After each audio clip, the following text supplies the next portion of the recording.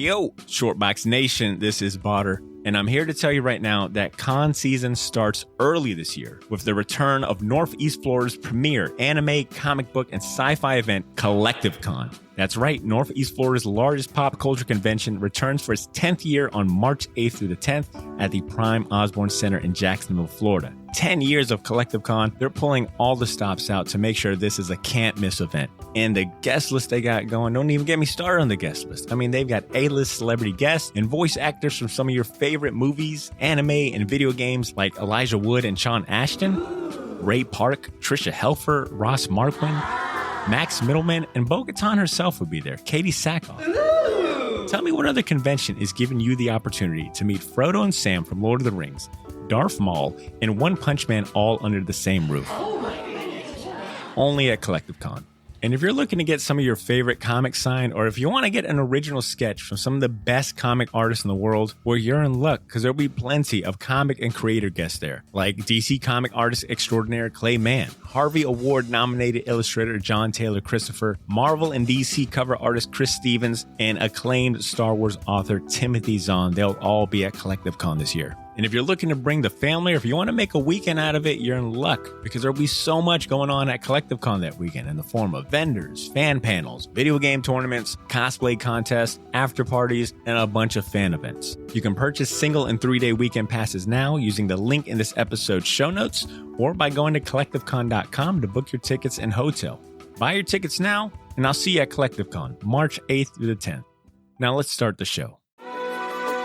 Ladies and gentlemen, I present to you the Shortbox Podcast.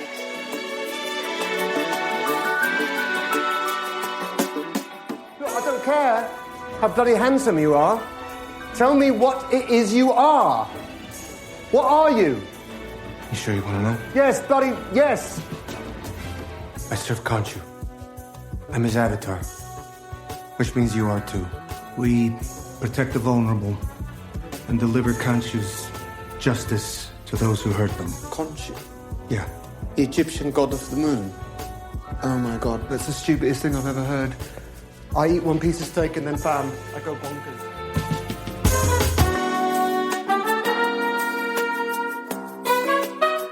Let me go ahead and kick it off then for this icebreaker. Please do. Before I officially get this episode started, period, I'm gonna look in the camera, which is tilted at a weird angle. But I'm gonna look in the camera, and I will formally apologize to everyone I offended last episode. You know exactly what I'm about to apologize. Oh my for? god, yes, 100%. I want to apologize for forgetting about the Hawkeye Disney Plus series. I had at least 3 people, if not, I think closer to 4 or 5, reach out to me and say, "Hey man, you know Hawkeye was the last Disney Plus series that came out." No disrespect to Jeremy Renner and his family. I apologize if I offended them as well. It's just I forgot, all right? And for anyone that doesn't know why I'm apologizing, last episode, I forgot that Hawkeye was the last Disney Plus series we were treated to. I said it was Loki, and I was off by what? Definitely at least I was just off by one like, show. yo, Christmas was a off long by time one ago. show. Yeah, exactly. It feels like it was like 2 years ago. But I apologize. And that's no that is no slight to the Hawkeye series. I love that series.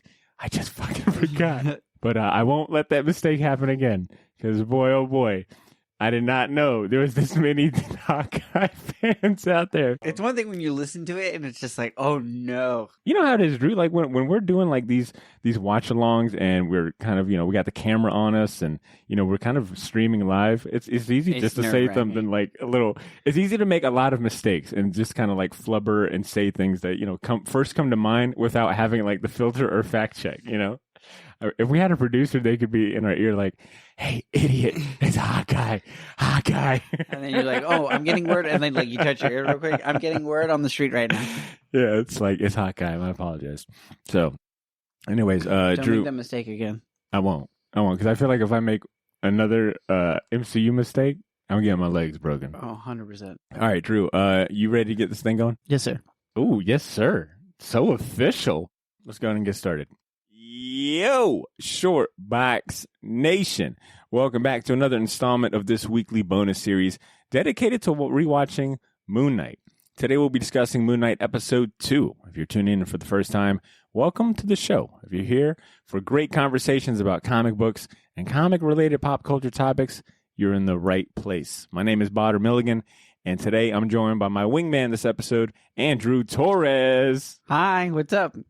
So happy to be here.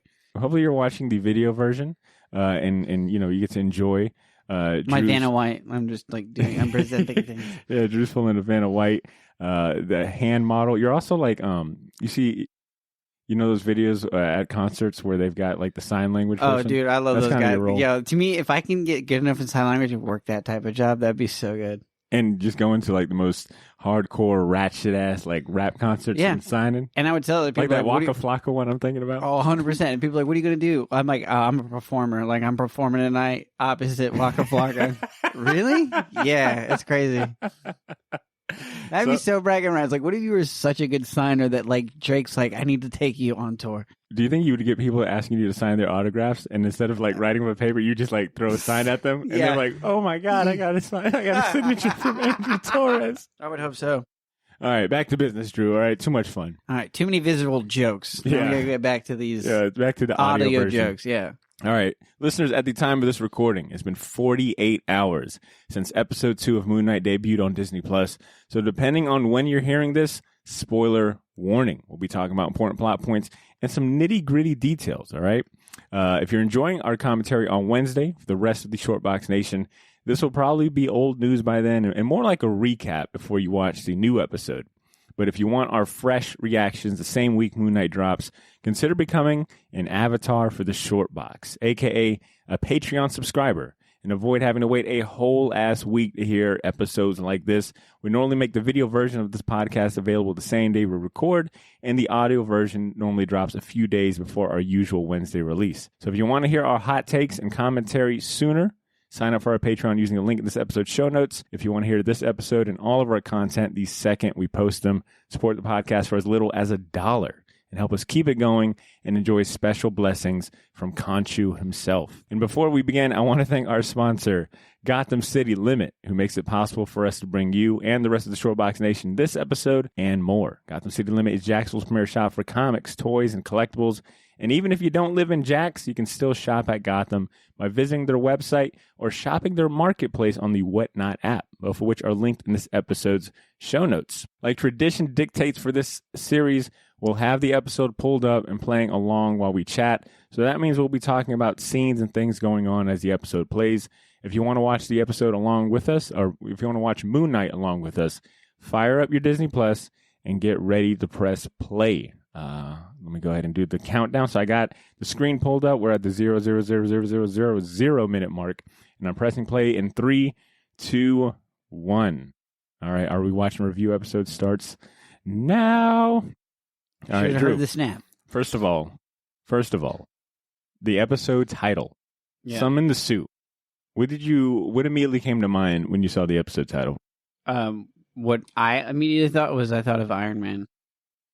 What the hell is wrong with you? Sorry, that's why I was just like, you were saying, when I thought about it, I was like, oh shit, okay, cool. Summoning the suit, that's come like on the par with like Iron Man, how he summoned his suit, so.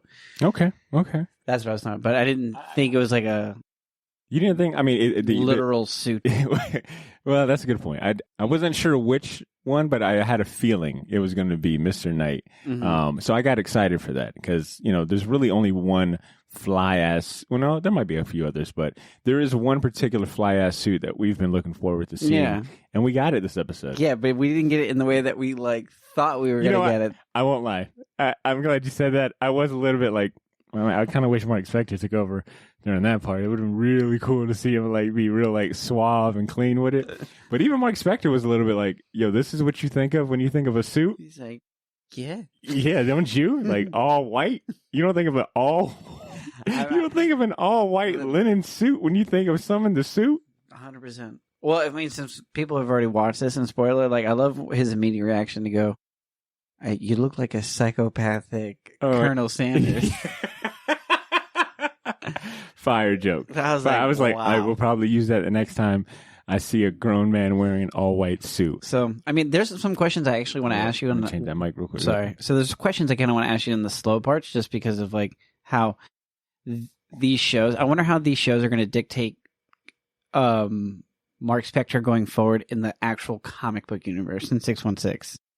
Are you saying like how they're gonna like portray Mr. Knight? Like, do you think Mr. Yeah, because Mr. Knight to me is always like there's been like this suave like you said. There is a current Moon Knight series going on right now that's like relatively new. I think it was either started last year or 2020, but I think that Moon Knight is prime for a relaunch in the comic book to follow along with this. I mean, just kind of like, Marvel's, in this case, Marvel's MO, right? Like when a new series launches, more than likely a new comic series is going to launch, new number one, good jumping on point for new fans, and it's going to kind of mimic, Mm-hmm. My question is, how soon before the comic book version of Mark Spector and Steve, Moon Knight in general, starts to mimic Oscar Isaac?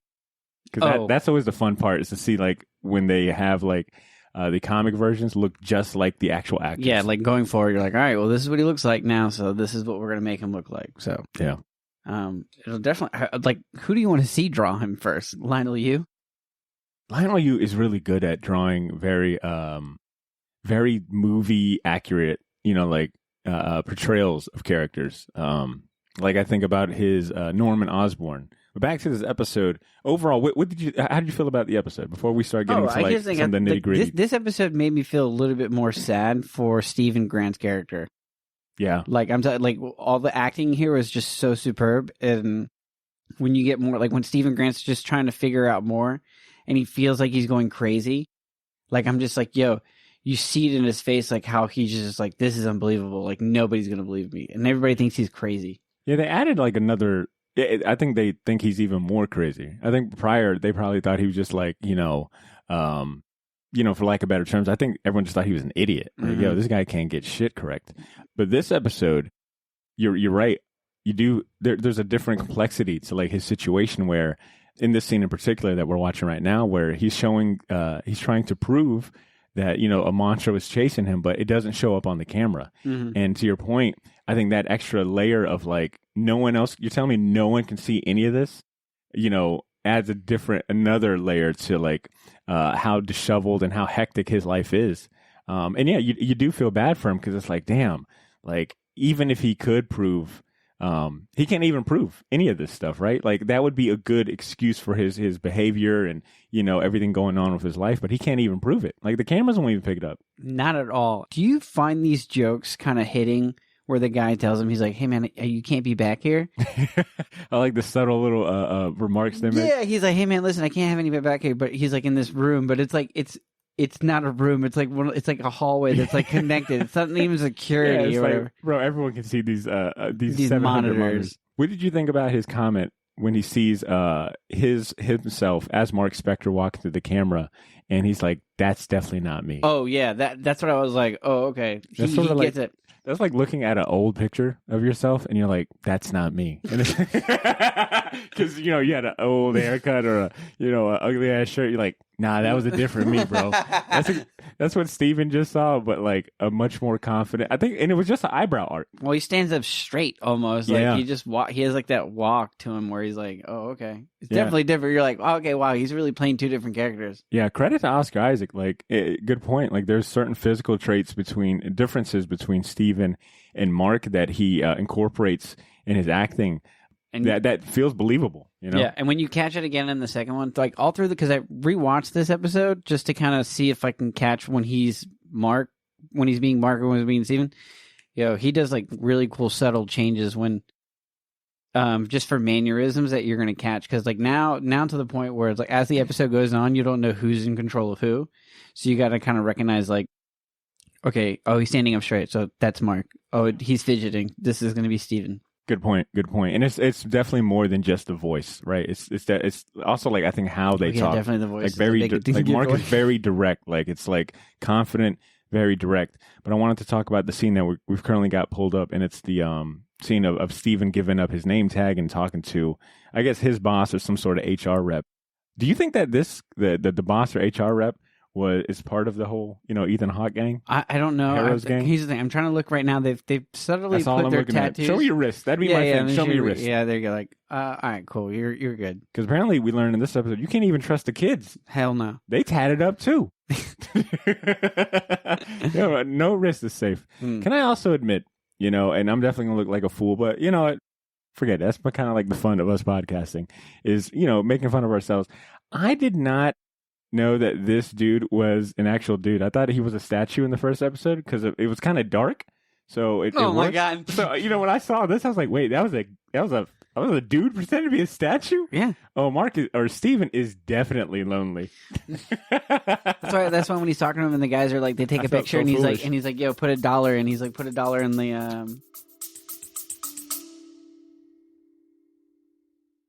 Yo, this is Botter. Sorry for interrupting this episode, but I'll keep it brief. I wanted to let you know about a massive sale we have going on over at the Shortbox store on all of our merchandise and apparel. That's theshortboxstore.bigcartel.com. You can now save 20% off your entire order using the discount code YOO, Y-O-O. So if you've been waiting for the right time to finally buy that gauntlet snapback, or if you ever wanted to buy any of the shirts you see me wear on the podcast, well, now's your chance to get them for a steal. We still have a few sizes left of everything, but they won't last long, and once they're gone, they are gone. And then I mentioned that all of our apparel is screen printed on high quality material. None of that heat transfer or direct to garment stuff. Our shirts are some of the most comfortable ones you'll ever wear, and the hats look even better in person. So wear your support for the Shortbox Nation proudly, knowing that you're going to look damn good doing it. Get to theshortboxstore.bigcartel.com as soon as you can, and don't forget to use that discount code YOO, Y-O-O, to save 20% off your entire order. All of this information can be found in this episode's show notes if you want to get there faster. Thanks for not pressing fast forward. Now back to the show.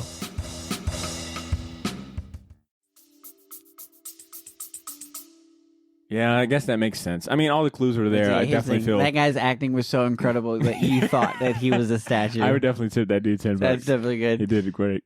Can I say that this the storage unit worker looks like Tyler the Creator to me? In a weird way, he kind of like looks like Tyler the Creator. You're like, okay. Also, I wish I got a VIP service at my storage unit. Yeah, what kind of storage unit is this? Like, where all the lights turn on as you walk. It's like, Michael Jackson Thriller, Not Thriller, but the Michael Jackson effect. Yo, my thing is like, can you just light everything up? They're like, nah, we got to save a lot in it. That's how we keep our costs so low. The lights only come on as you take a step. I'd be like, yo, that's also how crime happens. Like, I don't know, how dark alleyways work, but you're essentially creating a warehouse. Real quick, QR code Easter egg. What does this do? If you scan that one, you get to read Werewolf by Night number 33 on your phone, a digital version for free, and that is Moon Knight's second appearance after a Werewolf by Night number 31. Yeah, so we're just going to get the entire Werewolf by Night. I think this is where I shamelessly plug. If you follow me on TikTok, you would have already learned that because I posted that earlier this week. Ooh. Getting hip with the young kids. So, Steven just walked into Mark's apartment. Like, basically. He walked into his studio apartment. He's just like, yo, so this is where I live. His bed is nicer than mine. He's like, I don't see any chains or locks. But look how organized it is. That's what I'm saying. Like, yo, that well, I mean, he don't really got much room. Yo, like, really nice storage unit, though. That's what I was saying the exact same thing. I was like, yo, super nice. This storage unit is like, how much do you think that plan is? Bro. And Easily. It's a floor plan. Oh, bro. It's probably got a little bathroom in there. It's got like a half a bath or something, a toilet. $1,700 just to have this a month. Like, easily. All right. I mean, and look at and it's like, yo, Mark's been walking around with this bag like it ain't nothing. Gun, cash, passport. No, he's definitely giving the mercenary vibes. Do you steal from yourself if you come across like? do you take the money in the Bro, gun? how crazy! Like I'm saying right now, you go into a place that you have no idea about. You're like, yo, my subconscious is so powerful that it made this all nother life. Like I would definitely go crazy. So the fact that he's just basically like, all right. And this is Steven. So Steven's seeing this all the first time. He's like, Steven's losing his mind. It's like, oh, everything that he thought was, because I mean, he wakes up and he thinks it's a dream, and this is like reality crashing in. Like, oh, never mind. This guy is about a whole different life I'm not even aware of. Like how no pun intended. How crazy is it that he finds this room, the guns, the money, and all of that, and it's like, and then his mirror image starts talking to him.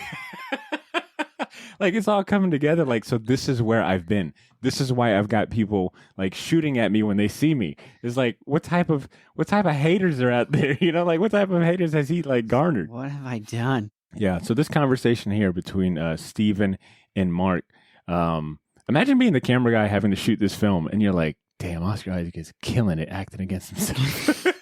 I was thinking about the camera people that are on set watching this transpire and how cool that's got to be to like watch like them act and know that we're going to put this in post. Like, you know, we'll put your reflection in post, but we need you to talk to this empty ass wall and really deliver it. I wonder if somebody's feeding him off lines or if he's just doing this off of memory. That is a good question. Like he has like a standee that basically acts with him, or if it's just him basically being himself. But he still also has to like be all of his different. And like even now, like you're getting different types of Mark. Mark's hair's not in his face; it's basically on the side. Yeah, so it's a little similar. It's a little similar. Nah, Mark's like way suaver, bro. Oh no, without a doubt, Mark is a suave one, and he's very direct. You know, I thought it was going to be a very long explanation of like, okay, here is why, you know, I take over, and this is like them feeding you just a little bit. Like, okay, Khonshu, avatar of the, you know, Egyptian moon god. I'm his avatar, and that's what I do. You know, I made a deal with Khonshu. They don't really go into detail just yet. They're telling you a little bit, and I imagine the next episode, or, you know, we'll continue getting like flashbacks and bits and pieces later on. It's enough information to have Steven react this way. You know, once again, when you were talking about their difference in their attitudes and, you know, personalities, Steven is losing his mind right now. Like, you know, quite literally, like, you know, having a panic attack. But I give him thumbs up for, you know, wanting to do right. And like, look, man, this is not part of my life. Like, I'm willing to go to the cops if it means like not harming anyone. Yeah, this is all on you. Like you told me before, you're like, yeah, this is where Steven's character really shows that, like, you know, he's like just a gentle, good person at heart because he's got heart, and he's just kind of in over his head. This is funny because not funny, but in the trailer when this is happening in the trailer, I thought he's like manically laughing. And like laughing, like just like ha ha ha, like this part right here. But he's basically just running for his life. Yeah, there's nothing exciting about all this stuff. Khonshu is a very intimidating. The way they portray him, you know, like very intimidating. And I mean, they stuck true to the design in the comic, or at least the more modern comics, where it's that bird skull. Like to see it in action is creepy, man. They nailed it in my opinion. All right, so we are now watching Steven run into the road, and he gets to meet, I guess in a way, his wife himself, or, you know, Mark's wife, Layla. And I'll point out something, because he's seeing Layla from an upside down point of view, which makes sense because he's on the floor. But you do see a lot of upside down shots. Like, you know, we talked about last episode, some of the themes, the common visual themes of like the reflections. You know, there's a lot of mirrors and puddles, anything that has reflective surfaces.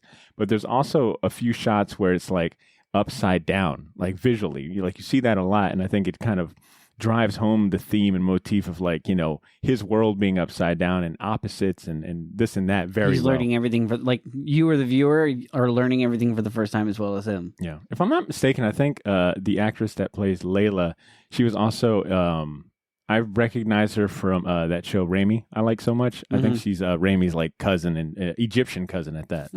So it was kind of cool to see her. And she's no pushover, too. Like, you know, she is not very happy about finding... she does not believe any of this, and she's not happy about any of this as well. But talk about a ride or die, that she came looking for his ass once she got the phone call. I've been calling you for months. For months. She's like, what? Oh, okay. And then she's not even having all this. But here's the thing. At this point, she knows more. She knows less, but knows more about Mark than what Steven does. Yeah. Yeah, which I had a question here in regards to, like, how long has Grant? I'm sorry, how long has Steven and Mark inhabited? Because the way they set it up, it's almost like Mark is possessing, you know, Steven, or there's like a weird like kind of sense of possession. Or I'm just curious, like, how long has this all transpired? Like, how long has Mark been with Layla? How long has Steven and Mark been connected? Like, I understand like dissociative identity disorder, like it literally is like, you know, multiple separate different personalities in one mind and one body. And like people really are different characters and versions of themselves inhabiting one body. But I don't know. I have a feeling like they're almost setting this up where it's maybe like separate people that were joined together. You know what I'm saying? Mm. Oh, I do not know. I like at this point, I don't know what's going on, what's happening, like who is in charge of who. Like we said before, like I think Mark exists. Mark has always existed, and Steven is the new identity that's coming in. We do hear Ethan Hawke's character Harrow ask that question. You know, did Khonshu choose you because your mind was easy to break, or because it was already broken? And if we're talking about the show's accuracy to the comics, that is something that is in canon, where it's like Mark always had DID, and that is why. Well, he didn't always have DID, but Khonshu possessing him and making him an avatar definitely like split his mind for good. So maybe that'll be the case here. But I thought it was interesting that a few of Steven's hobbies and things that he like the poem and the hieroglyphics and studying Egyptian culture was like things that Mark probably learned from Layla that have transferred over to Steven. Okay, so there's the link between them. Yeah. That is something I ended up reading about or learning about DID, is that sometimes one personality's characteristics can easily be transferred over to the other personality. Because, they kind of inhabit literally the same everything. So it's kind of common. It's like a copy of a copy. Yeah. Okay. And speaking of copies, to kind of get back with, anytime he talks to Khonshu and he doesn't know like what's going on, it kind of reminds me a lot of like Ghost Rider. In the sense of like in the same realm, in the sense of like he doesn't have a suit or anything, but like Ghost Rider is the spirit of vengeance, so like he inhabits like vengeance, and he kind of works for Mephisto. Oh, okay. So it's like to me, it's like who's pulling on the strings and stuff. So it's almost like in the same that level of like, if Khonshu is that type of like deity, who would he be hanging out with besides the Black Panther? You mean spirit, like got it? Like that level. Because now they're establishing Khonshu. So from there, I know in Black Panther 2, they've said that they're going to establish, I forget who the deity for Black Panther's power. Like the Panther God? Yeah, the Panther God that they think she's actually going to show up in Black Panther 2. Like she's going to have like her own body. Oh, wow. So it's like, okay, now they can go even further with these. So like at some point we probably see the, I think like if Hercules shows up, we're going to see those gods. Yeah, so we've already seen Odin in them. I mean, and it as recent as Eternals, we got the concept of a much higher like power, right? Like we got to meet the Celestials, who and in a way are kind of like would be the equivalent of like the big G, like big G gods. Yeah, and then Eternals themselves, right? Like the OG, and then you got the big G. Yeah. But I think it'd be funny if there was a spin-off Marvel Disney Plus series where it's just about like the deities in Marvel hanging out and talking shit about their avatars, like Office style. You're like, oh, this is it's awesome. Like Mephisto's like, I cannot stand Ghost Rider. All he does is want a bike, and he burns up everything. So he's like, and I don't understand jumping over cars. Like you can jump over a lot of things, but you're just jumping over cars. Like, what's gonna happen? And Khonshu's talking mad shit about Stephen Grant. He's like, yo, this dude is a worm. Mark Spector's my boy. Yeah, Spirit of Vengeance, you got to deal with one. I got to deal with this guy who's like, I don't even know who I'm getting. I've got 3 personalities. My mind hurts. And then Owen's coming in and he's like, my son? You want to talk about? Total I got 2 sons. Fuck up. Man, try to have 2 sons. One's adopted. But I love him like he's my firstborn. Yeah. Well, not my firstborn, because I had to cast her out to a different place. Dude, this episode has got a lot of emotional scenes, like and dialogue and discussions being exchanged. Like even for Layla, like imagine her position, where she is talking to the man she thinks that she's known and loved and been on adventures apparently, and he's not that person, and she's got to buy into that. Like a lot of like emotional toll for a lot of characters involved going on here. And one of Mark's newest worries is the fucking Popo. Oh, 100%. The British Popo at that, dude. Yeah, because I mean, and there's no reason for him like not to get a visit from the police from all the crazy stuff that's been happening the last couple of days. Yeah, I was gonna say, I'm surprised he didn't get like a knock at the door earlier. And I think he says like they're here because he vandalized the toilet. But once again, this would be a case of me being like, yeah, I'll let you in, but can you lift up your jacket, your jacket Let sleeve me see real your quick? wrist real quick. If you want to wash your hands right in front of me, that'd be great. And then Layla's just gone. She's just like, all right, cool, boom. She knows this life very well. Oh, she's like, okay, cool. Stephen Grant, all right, whatever, cool. We'll play into this game real quick. And she's like, I know, like, we'll play. All right.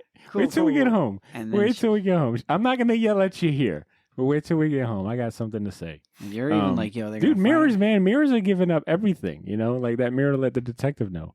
And also, why is the dude so pressing Stephen Grant so hardcore about this, like, paperweight? Like, the way he approaches him, where'd you get this? Man, paperweight store. Go get you one. Because they're still looking for the scarab. So he's like, Okay, so the detective has just looked out the window and, can't find Layla. I Layla wanna Assassin's Creed herself outside. That's the adventure she was talking about. Was like, we were part of the Assassin's Creed.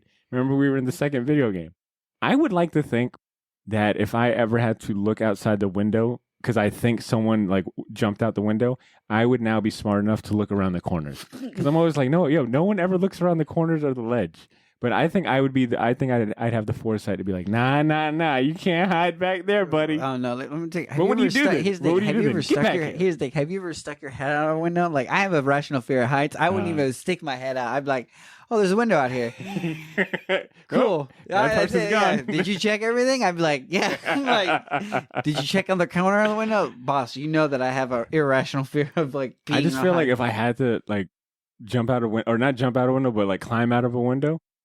In time, like in this case, if the detectives were there, they'd still find me with like one leg out. Like, hold on 1 second.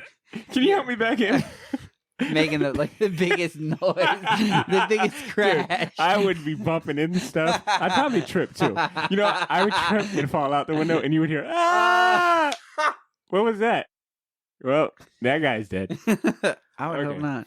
So we are now watching the detectives drive. Yo, you are not Stephen taking Grant. me in a van at like 7 o'clock at night. I'm like, 7 o'clock at night? Now this looks more like a. No, you're right. This is probably like 7 o'clock. This looks like nighttime. The kids are still out playing soccer. No. Well, here's the thing. We understand why the kids are playing soccer right now. Yeah, because in this cult, kids ain't got no damn bedtime. No, but it's a perfect society. All right, I wanted to ask because in this scene we learned that Mark Spector, some about his mercenary life. He's kind of like the biggest, wanted type of whatever assassin spy. And then one of the detectives mentions that, he executed the archaeologist. Do you think that's I wonder if how true that is, if that's a setup. I'm sure it's like a miscommunication, right? Like, I didn't really kill them. Which makes me think about Mark Spector's comic book origin, where he was a mercenary working with, I think the guy's name is Bushman. Bushman or something like that. And he actually protects his love interest and her father, because they were archaeologists. He protects them, but gets killed by Bushman, and that's why Conchu revives him, et cetera, et cetera. So I wonder if that's the case where we're going to meet like the mercenary group that Mark Spector was a part of in his like comic book origin. Oh yeah, especially how the second episode kind of really basically nerdy, ends. so. Well, the way the second episode ends is definitely going to be like, okay, oh no, Yeah. it's crazy. Now, The old leave the walkie in the car trick, eh? dude, my favorite is when, that part is crazy. Well, not crazy, but the fact that so before we even get Stephen Hawke meeting Mark Spector Wait, Stephen Hawke, you mean Ethan Hawke? Ethan Hawke, sorry, not Let's just Stephen call Hawke. him, going forward, let's just use their character names. What's his name? Harrow. Harrow. Okay, so Harrow's basically, before Harrow even unlocks the door and lets him fall, Stephen is like talking to Arthur Mark. Harrow, yeah. He's basically talking to Mark. He's like, You're not taking this body ever again. He's like, listen, man, I can help you. He's like, nah, man, like we good. And it sounds like, he knew that was the case. He just needed to confirm it. One of the things I would like to discuss and talk about, just Disney characters or villains that are so great is like, how calm and collective he is. The best Disney villains are always very nice. They're just serious. They're like, hey, come on, eat, bro. He's like, hey, man. I'll kill you later. Look, Yeah. we can talk about that The little. hand on the shoulder, the hand on both shoulders is a dead giveaway. He's just, there's a bunch of stuff right now that I was like, if it was a younger dude, he would have killed you 7 ways to Sunday. But now he's just like, hey, what's he saying? Yeah, and Conchu's like, kill him, bust his windpipe out. That was something I noticed about Conchu, is that he typically just barks orders. Like for Steven, he just does not respect him. He's barking orders out. He's extremely frustrated with him and pretty much angry at him. With Mark, he has like a conversation, still very authoritative, and then at times very manipulative, where he's like, look, you're the one I want to protect. You're worthy of protecting. But I can also change avatars to someone else you love. You know, like seeing like even Khonshu's different personalities depending on who's in control of Steven's body is interesting. And may I say, as Harrow is giving him the tour of this very nice London community, And a really good block party over here. if you ever want to show like the community is very nice, I feel like this is a trope. Always have the black gardener, where it's like, if there's a black gardener, then the community is super nice. You know, rent is pretty high. You know what I mean? He's There's like a lot of cliche. He's like, who would have thought he had a green thumb? They're like, Well, I mean, who wouldn't have thought? You know, why is that so special? Oh my God, I love the fact that where he's speaking different.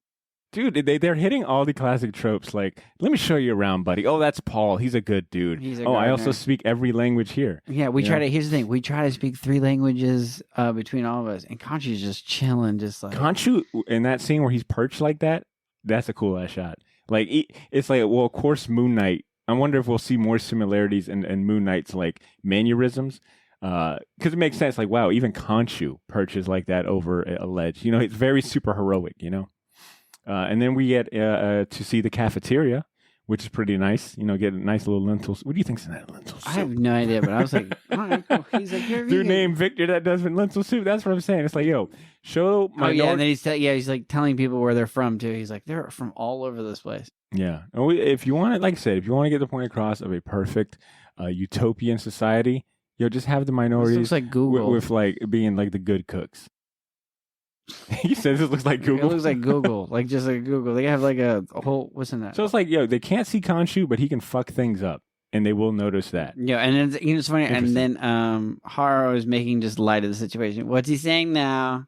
Everybody's throwing a tantrum. He's Which I always mean, doing that. which kind of portrays this long history, right? Like, yeah, I've been there, I've done that. So like, he builds like that rapport with Steven and really Mark. I think he's really kind of also talking to Mark as well.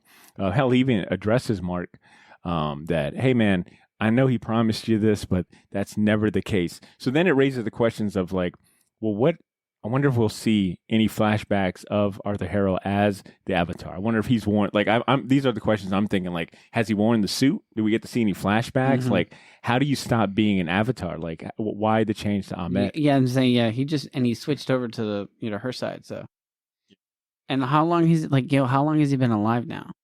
Yeah, that's a good question too. Is how old is this dude?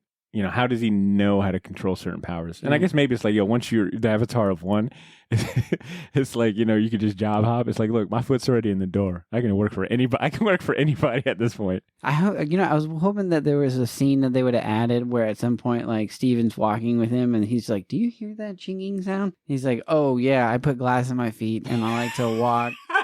Like, yo, you would have to be walking with him hearing the like glass fall out of his feet. You're like, what is that sound? What are you talking about? Not only that, but if you're walking behind him, you're like, hey man, I think you're bleeding at the heel or something, bro. No, I don't mind that, man. It's just a little fun. It's just a little fun. Toughen up the soles. Yeah, it toughens up my soles and my heels. Yeah, man. Okay. That Denzel Curry let's see. walking is really Let's hard. see. That's funny.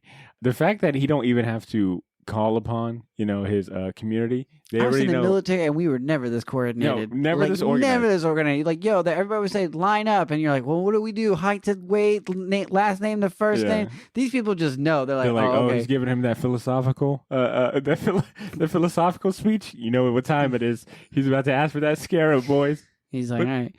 When you hear the word scarab, that's when you jump on. Let me him. ask you this, because I mean, you have watched maybe triple, double more movies than I've ever watched. So I got to ask, how many times have you seen like this conversation play out? The whole like, hey, everything is predetermined. We can root out evil ahead of time. Hell, I think it was like the theme or wasn't it like it was a theme or topic used in one of these recent MCU films. Hell, it was Loki was kind of that in that regard, right? Where the TVA was going in like eliminating certain timelines of people yeah, because they'd ahead of them actually doing the deed, rather than like, well, what about free choice? So we see that here played out. What did you think about this kind of exchange back and forth? Where they're talking about. Well, I like the fact where he's like, all right, yeah, I get it. This is what you believe and this is what you think. But then when Steven basically goes straight for it, where he's just like, nah, he's like, that sounds like you killing kids now. He's like, Yeah. I'm not in the business of killing kids. Like, I'm all for stopping evil. And that's what I like about him. He's like, you don't stop evil until after it's done. You are vengeance. So you're not like, you don't know about this. And the guy's like, Yeah. no, I know what wrong is wrong, and that's wrong. They definitely both give like good arguments for their point, right? For their scales. For their scale, yeah, the scale is bound, whatever, man. But they both give good arguments for their points, regardless of what side you sway. I mean, obviously, there's only one side to sway, and that's the non-baby killing side. Mm-hmm. But the fact that Steven isn't a pushover, you know, like even though he's afraid out of his mind, no pun intended, and he's well above his head. And in this like the situation, he's not a pushover. You know, he could have easily given up.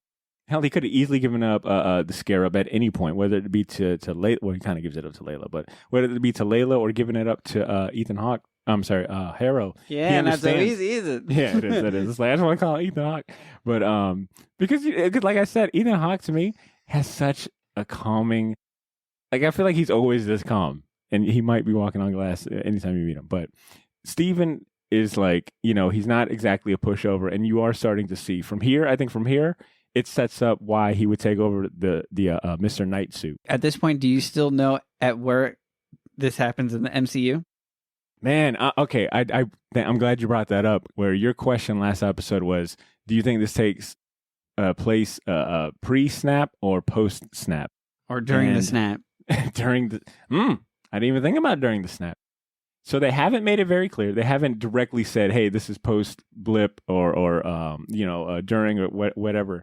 And my guess, this seems so here to me. I laughed at this that. scene right here where she just walks in. Oh, we're changing topics. Oh yeah. Put back to it. Well, to quickly jump off it because it's about to heat up. As far as action is about to heat up in this episode. Where's that wind coming from? Good question. Why is it so windy? Hey man, Did someone leave the door open? The draft in here. Final answer, I will say this is probably post blip, but as early as during. That's my final answer, which is not, which is two answers. But in the case of Moon Knight, I can give you two answers because it's two fucking personalities. What about you? What's your answer? I think it's post blip. Okay. I think this is gonna definitely tie in to Doctor Strange. Oh, this is gonna be one of those because, like, look at his purple light stuff over here. Oh, his energy. Anytime I see a purple light, that's not a good thing. Steven bumped into that dude. Even that dude was like, "Look, bro, I don't want to fight. Just go." And then he just runs upstairs. And then you quickly see Layla doesn't need no one protecting her. Oh heck no! Because she will throw a man 2 stories, down 2 stories. So okay, Steven is summoning another jackal monster. What do you think about the visual effects? Oh, these are pretty fun. And I like the fact that we got monsters. Yeah, we got monsters rolling around in the MCU, which I thought was really cool. Like, we had aliens before, but now we got like, oh, okay, it's cool seeing these little jackal things. Yeah. What's also really, really cool is the fact that now you're starting to understand that, which to me is a really big piece of information, is Layla, when she first sees that Steven's having a hard time, and you think that, because he's freaking out, like, oh, what's going on? And he can hear it, but she can't.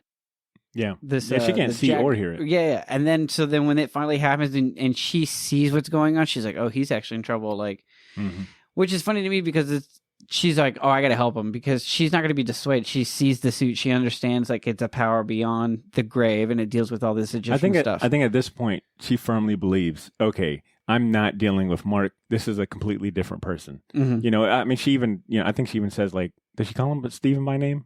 I don't think yet, but I think once she sees him have a breakdown, this breakdown right here, I think the point is driven home to her, like, okay, this is not exactly Mark. I don't have the detail. No, she calls him Steven by name. Okay, so she does call him Steven, but I think it's this point that she realizes, this might be not exactly what I think it's going on. She's like, all right, Steven's character is having a really good breakdown, because you're like, holy shit, you feel really bad for him.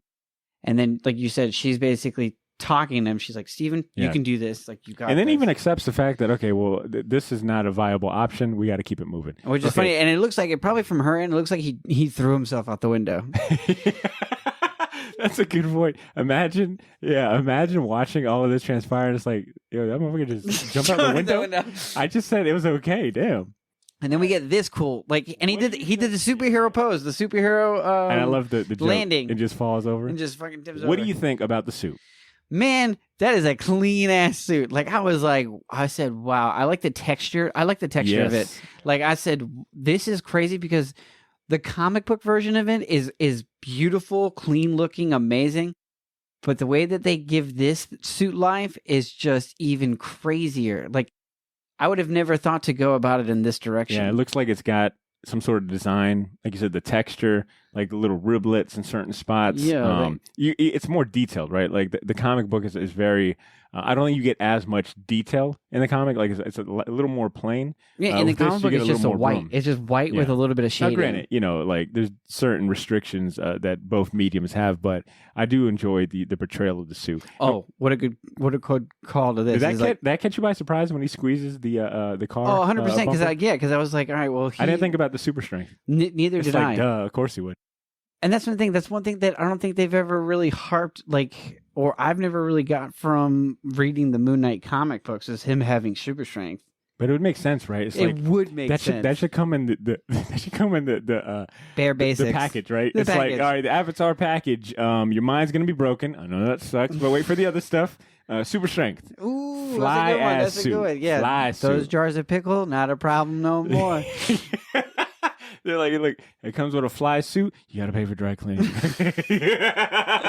this entire time the suit's getting worked on, I'm looking at it to see, like, yo, how dirty is this thing gonna get? But it's always still Nah, fresh. Look, they are fighting in this utopian community. You don't even get dirty when you have a white suit. That's how great. Clean the streets are. Yeah, that's And he's over here. that's bro. how great it is to be in Arthur Harrow's club. Sorry, All right, I'm like, once now I'm again- just enthralled in Yeah, this no, episode. this action scene is a lot of fun. I do want to bring up the the whole camera guy question I was saying. Uh-huh. Like, imagine filming this and getting to watch Oscar Isaac and this actress like play this scene out and act it out. It's Yeah. like, okay, big monster in the middle. You guys are struggling. Like, I think it'd be cool to see like some Well, yeah, behind the we get to scenes. see it too because when she's not seeing things, it's him. And then I like the fact that he's quoting Muhammad Ali, Yeah. which I think is really, really Sting great. like a V. My name's Steven with a V, not a PHEN. But when he knocks him out, he a gets nice right hook. He gets nice right super hook. excited. He's like, "Yo, this is what I liked about it." He's like, I plotted you." I was like, Dude, that's what I'm "This is saying. Is like Steven's got a lot of heart, and he's trying. great." And immediately gets Yeah. kicked. He all could the way have straight. easily given Mark control any period, but like this is his character arc. I think it's gonna the go nobility part of this. From, yeah. He's gonna go from being like just a worm, to quote Khonshu, to like his own man. Okay, so that's that. Like, I love that the old ladies are like, "Hey, yo, this is a drunk right there." basically, like this dude's on drugs. But I love that fact that me and you were talking about this on the phone. To hit home to this is like this is such a cool part because from the comic book, this turns it on his head. We in the comic books, we were introduced to Mr. Knight as this cool, suave, confident, like take no names, like take no Mhm. prisoners. He's killing everybody. Oh man, And now we get Steven, who's Mhm. wearing this. So he has the potential of being this great hero's journey because Mark's already badass as enough as very it is. true. It's a lot more fun to watch Steven like take these lumps and get back up, and then of course call in Mark when it's time for like, all right, time to stop playing. And to me, the transition Oh. for this suit is so Fly. badass. Because I'm telling you right now, I love what they did with the this mummy show. wraps, dude. The infinite moonarangs is such a cool concept. And that's why I wonder how much is gonna. I gotta get back into reading like the Jason Aaron Avengers of the Moon Knight, but to see like if they do this in the comic books, like I would be so like surprised, but at the same time, I wonder how many people would be pissed off about this. So we're watching Moon Knight jump across. Oh, the, he's doing parkour. the rooftops. He's playing giving parkour. Bucky a Look a how run many for money. times they give us a very in your face moonshot. One, and I think there's like two more prior to this one that we just seen, but. Him jumping across from building to building, and then the moon in the moon in the background. It's like, look, he is the Moon Knight, not Batman. 3. He's not Right Batman. now, 4. We should do that. Ding, Yeah. ding, ding. There's quite a bit of gratuitous. But I love this part. This rooftop part's moonshot. really cool because he's talking about a little bit further, and Plop, he's plop. like, "Yo, boom," and then he's just like, "All right, listen, are you a big Oh, wrestling this fan? I suplex- love wrestling." suplex to the or power bomb suplex, whatever it is. With the moon in the And the background moon. and the moon in the background. Fucking Oh, so he catches the moonerang that comes off of the monster as he just. That's cool. and Okay, puts it back there. And I like the fact that like, yo, he did all this badassery stuff, badassery. stuff, and it's one of those things where it's just like sand, and it's like, where's all this sand coming from? Yo, imagine being the janitor. It's like, come on, man. These Moon Knight's kids, been around here. These kids. So right now this is Mark, right? Yeah, right now it is Mark. He's looking for the scarab, which we learned he drops it back off at Harrow's community function. Yeah. Also, so speaking of which, we're watching the scene where the I'm assuming homeless guy, old guy, some random guy. I don't know why he's in that community. He should already been like clothed, fed, and like Yeah, exactly. Well, granted, this might be right outside, but does he end up killing this guy? Oh heck yeah! Or does he judge him? Because I wasn't able to tell. Oh, he does judge him. Yeah, he falls to the ground. But he doesn't do the whole process of putting like the fucking cane in the middle. He's like, listen, this I already guy, know you suck. Yeah. You wouldn't be this old in the streets if you didn't make good decisions. It's too late for you. Asshole. Dead. Arthur Harrow is an asshole, and that's what Layla learns. Just like, wow, he's an asshole. He didn't judge that guy based on any evil deeds he's done or will do. He just shook his hand. Yeah, I'm like, say goodbye. She's like, mental note: wash hands. This is the importance of washing your hands, kids. Okay. Bad joke aside, we're watching. Now we're watching it be reversed, right? Mark is talking to Steven in Steven is inhabiting the mirror universe is what I'll call it. But and I like how calm Mark is talking Steven through it. Like, yeah, kind of sucks. A lot of willpower. Just because he is not actively in control doesn't mean that it's not its own challenge to be in that mirror world. It's like, the amount of willpower you need to have just to even be a fly on the wall is a lot. And to form a sentence. Yeah. And Steven's scared, man. Like, you feel it. It's like, damn. Like, my dude, by this time, I was like, nah, man, Steven. My boy Steven has got to play background for a hot minute. He's like, Mark's like, I got to do something right quick. I need this body, so you're going to have to sit in the sidelines. Yeah. And I guess it kind of answers my question of like, or I get an idea to my question earlier where it's like, how long has this been happening? And Steven makes it a point like, you've kind of been ruining my whole life for a minute, no dates, can't keep a goldfish alive, no job, which makes it seem, those are the most recent events. But the way his tone kind of feels like everything that's wrong with me or the my whole life I've felt this way and I have no reason. And now you're telling me that it's been you. It's been you this entire time. So I'll be curious for them to kind of explain like how long this has been going on, and some of the first instances, and what that transition was from just being Stephen Grant, Mark Spector, or individual of DID to becoming Avatar. Do you like the way that Mark Spector and Khonshu talk to each other? Khonshu is very manipulative. Well, with Mark, he's not too manipulative as much as he is with Steven, but like with Mark, I think with Steven, he's just like very direct, angry. But with Mark, it's like he's got a rapport with Mark. Assuming this follows the comic book origin, Khonshu would have brought Mark back to life from the dead, and now you owe me. And Mark and Khonshu's kind of quick to remind him, like, look, you owe me. I'll protect you. But, because you're worthy of being protected. But I also know that you're trying to leave me. And the fact that he's willing to try to use like Layla as a bargaining chip, man, that says a lot about Khonshu. Well, there's another thing too that's really interesting was when Khonshu's like, hey, you said that you were going to have him in check. Like, you told me that this wouldn't be a problem. And he's like, I know that's what I said. Yeah, true. Let me handle this. So it's definitely, that kind of makes me think that, the Stephen Grant, Mark Spector has always had DID. This is something that he's probably had to deal with for a while now. And when Mark Spector maybe makes the bet or the deal with Khonshu, it's like, hey, I can have that under control. We'll see, though. I mean, I'm just kind of throwing out some theories. Spitballing to see like what's going on. I mean, we'll definitely get an explanation of like what's going on. And but like, it makes sense, right? Like Khonshu's attitude. It's like, he's an Egyptian god. He's a deity. It's like these mortals are beneath him. The fact that he's even got to make a deal or chase you down for you to do your part is like annoying as hell to him. Kind of not like harp on it, but to add to this, do you want a definitive answer of like who's who, or would you rather than play the entire time of playing with the fact that you just don't know who's who? I'm fine with that if that's the case. But I'm sure they won't leave us in the dust that badly. I wish they kind of just keep with it and say this is the interesting part, because right now I'm looking at Steven. Steven only shows up in broken mirrors. This is definitely. Oh, that was Steve. Oh, that's Steven. I didn't even catch that. Steven's is over there in the broken mirror, and Mark's over huddled there up. Yeah, Steven would be drinking like that, looking all cool. You're and right. Shit. You're right. Mark is looking like a Tommy Hilfiger underwear model for right Gucci.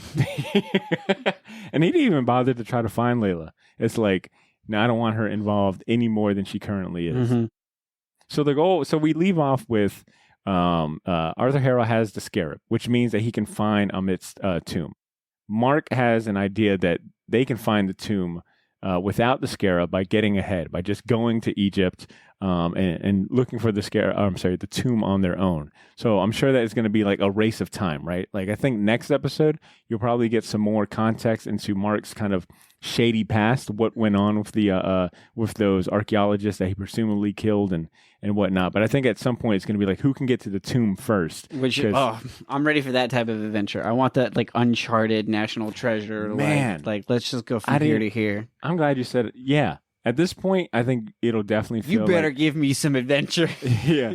I think it'll definitely feel like, you know, Uncharted, Indiana Jones, of course. Like, I think we're going to really get like those vibes. Hopefully we do, man. So like, far, it's been we're a lot of there. fun. Like they just go there. It's like, wait, there's no booby traps. You don't have to go to a different one. Like, no. It's just the scarab was the It's been here the whole fast. time. That was it. Huh. Okay. I'm like, oh, awesome. Cool, My question cool, for cool. you is, do you think we will see another personality or identity in regards to Stephen Grant, Mark Spector? Do you think we'll see the third personality that's prevalent in the comic books, gritty street cab Jake Lockley? Do you think we'll see Jake Lockley? No, I don't think so. I think Jake Lockley and Stephen Grant are basically a You're saying like formation. Do I want to see a third personality? Yes, I would like to see a third one come through. Maybe as like a season finale, or maybe later on they'll develop that third character. Because you can play with that. That character gets his own suit, and that could be a different Moon Knight suit. So, man, I guess what other suit would you have? The tactical one. There's this one right here that's Tactical. more of like an organic one. Then you have that one that's like the man-made suit one, and then you have the Moon Knight from Warren Ellis's looks like tactical. The tack suit would be more applicable to Mark Spector because, you know, It's a mercenary suit. ex-Marine type vibes. I would say if they do introduce a third personality and it happens to be Jake Lockley, because like, all right, so Jake Lockley. I hope it's Harrison Ford. Like it's just Oscar Isaac playing Harrison Ford. Like, can you imagine Oscar Isaac playing Harrison Ford, but as Oscar Isaac for the Moon Knight? Just like, yo, we'll just throw it. Yeah, that would be very one hell of an interesting creative choice. But what I was going to say is, if you were to include Jake Lockley, maybe he doesn't get his own suit per se. Maybe it's just when he's in Jake Lockley mode, he's very street smart. His suit just turns into a regular outfit, like a cabbie, regular ass outfit. It's like a leather jacket and a cabbie hat. Yeah, It's it's like, did huh. we really?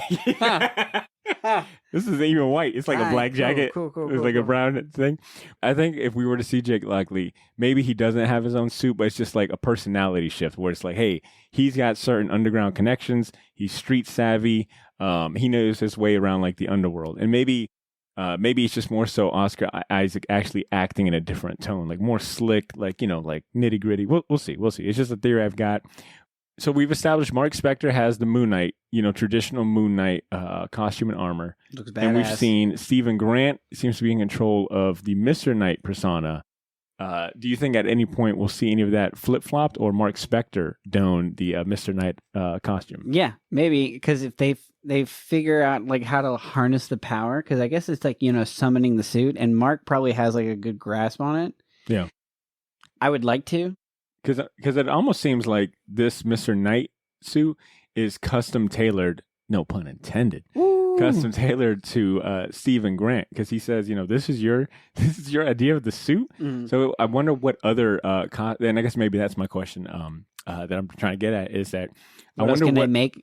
Yes, what other costumes or suits will we possibly see if it's based on like their perception or their how they view it? So I think if we do see one more personality, if that is the Jake Lockley outfit, I wonder if we get a different Moon Knight costume. Yeah, now like watching this and thinking how easy it is to get dressed with a suit like that. Bro, what? All you got to do It's is just like, blink your eyes and just look up. that's it. You just do a chest move and then boom, you're dressed. So for the record, on the topic of Getting dressed?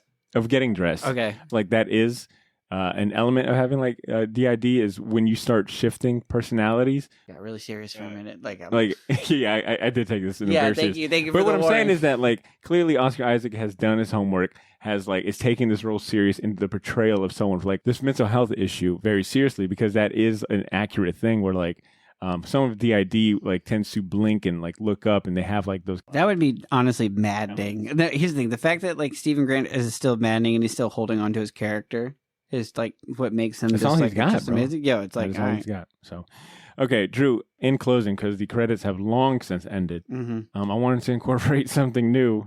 Staying on the theme of Moon Knight. What would you give this episode?